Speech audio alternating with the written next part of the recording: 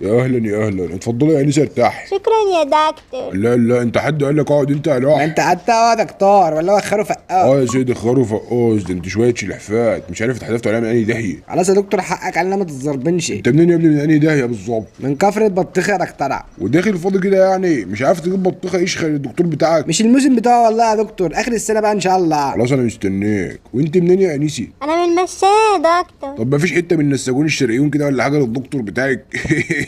سوري يا دكتور، ما خدتش بالي. ولا يهمك يا عسل، كانك جبت الله الوكيل. وانا ابو الدكاتره كاني جبت برضه ولا ايه؟ انت انا حفظت سحنتك يالا، وحياة خالتك ما هنجحك الا لما تجيب 7 بطيخات ويكونوا كلهم مرملين وحمر، ده انتوا عالم جف. طب اسال بس يا ابو الدكاتره وانا علي عليكم مش هنختلف يعني. سين سؤال. هتبدأ بيا انا الاول يا دكتور؟ هو في غيرك اصلا يا عسل؟ انا مش شايف غيرك. يا عم ماشي يا عم الله يسامحك.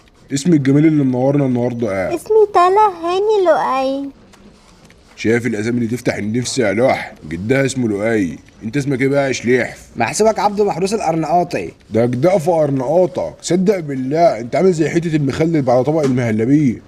الله يسامحك يا ابو الدكاتره، احنا كده يا ضمايطه بنيجي على بعض في الغربه. انت مذاكر لا ولا مش مذاكر يا علي؟ مذاكر طبعا يا دكتور، اسال وانا جاهز للرد. استنى اما اسال المهلبيه الاول وبعدين احد ابيك. جاهزه يا انسه تالي؟ اتفضل اسأل يا دكتور. اكملي العباره التاليه: جو مصر معتدل صيفا ودافئ نقط.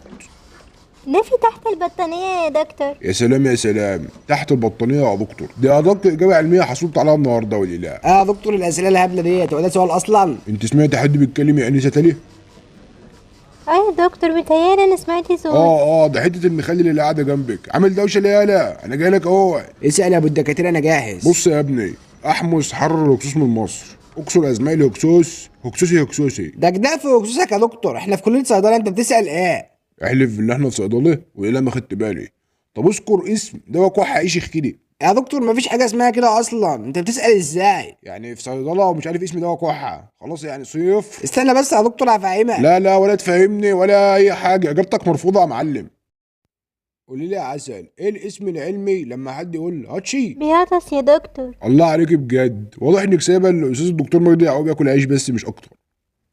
سين سؤال: دواء الكحه اللي انت مش عارف اسمه ده لو هيفرش كام معلقه؟ اه يا دكتور هو انا هشطب بيه زوري ما يفرش زي ما يفرش، انت مفكرني نقاش؟ ومالهم النقاشين؟ يعني انت جاهل وعنصري كمان، ده انت يومك اسود. انت مين يا فندم وايه اللي مقعدك في مكاني؟ سعاده الباشا الاستاذ الدكتور، انا اللي جاي اصلح الشبابيك يا باشا بتاعه المكتب، قلت اسخن لك العيال دي لحد ما انت تيجي كده.